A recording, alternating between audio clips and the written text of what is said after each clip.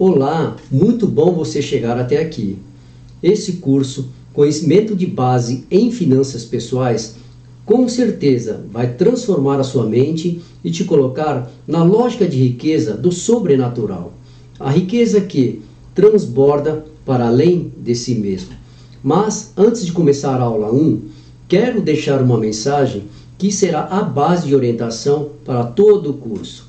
Na década de 60, um psicólogo conhecido, Stanley Milgram, fez um experimento chamado a experiência de Milgram. Ele tinha como objetivo analisar o nível de obediência das pessoas em relação às autoridades instituídas.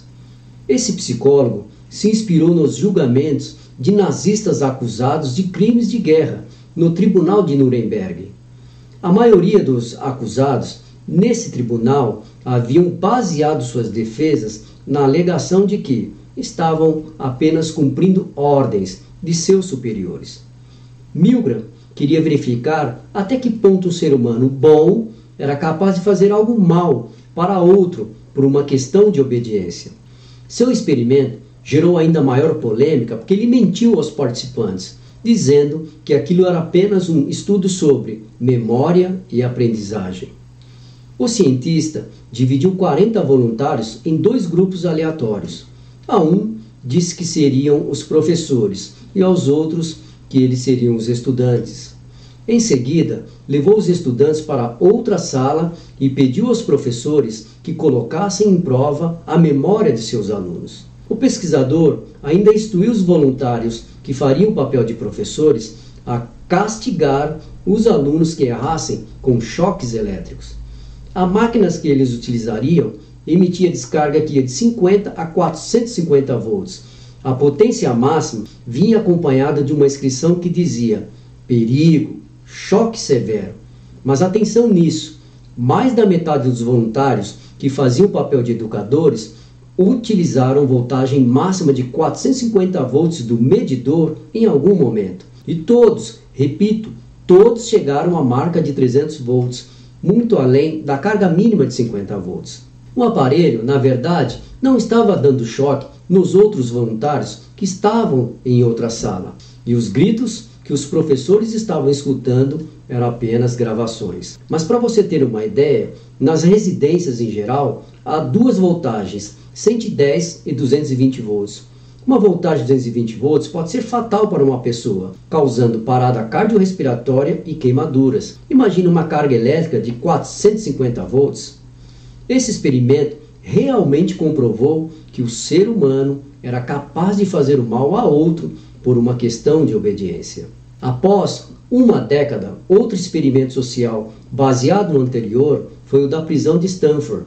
Esse foi tão chocante que inspirou 3 filmes, um alemão em 2001 e 2 em Hollywood no ano de 2010 e 2015, além de diversos livros e artigos sobre esse acontecimento.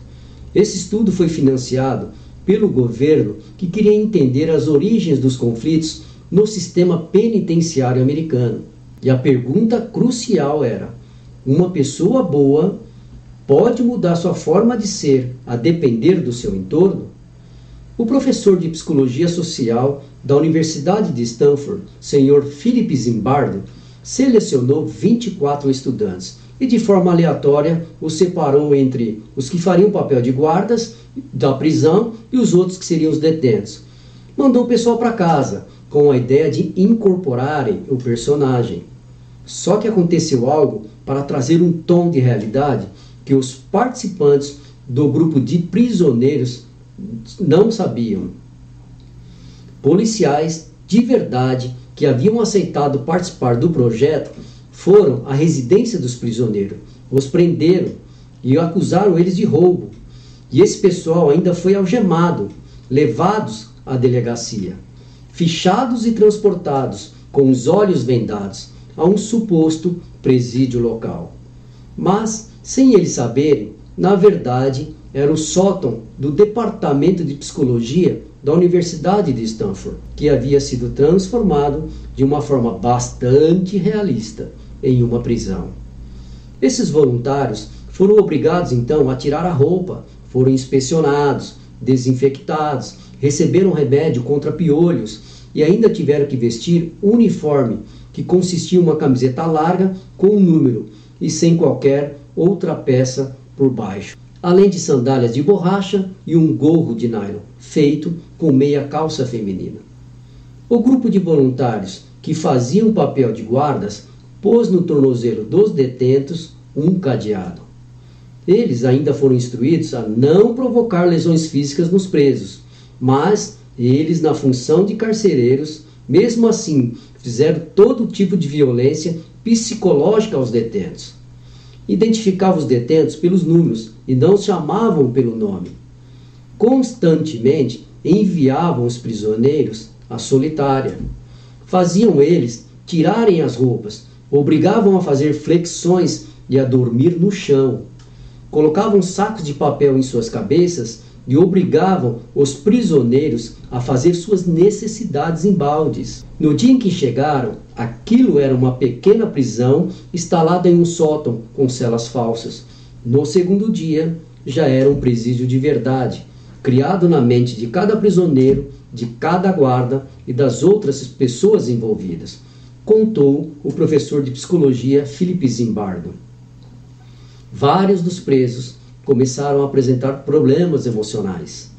Tempos depois do experimento, Clay Hansen, que foi um dos voluntários que estava no papel de prisioneiro, disse que uma das práticas mais eficientes utilizadas pelos guardas era de interromper o sono, como meio de fazer tortura. O chamado experimento de aprisionamento de Stanford atingiu níveis tão altos de perversidade que teve que ser suspenso em apenas 6 dias. O experimento nos mostrou que a natureza humana não está totalmente sujeita ao livre-arbítrio, como gostamos de pensar, mas que a maioria de nós podemos ser seduzidos a se comportar de uma maneira totalmente atípica em relação ao que acreditamos que somos. Este é um símbolo de possibilidades. E quanto mais, maiores são as possibilidades. Este é um cartão de crédito, credencial de aprovação social. Quero fazer um experimento com você, mas na visão socioeconômica.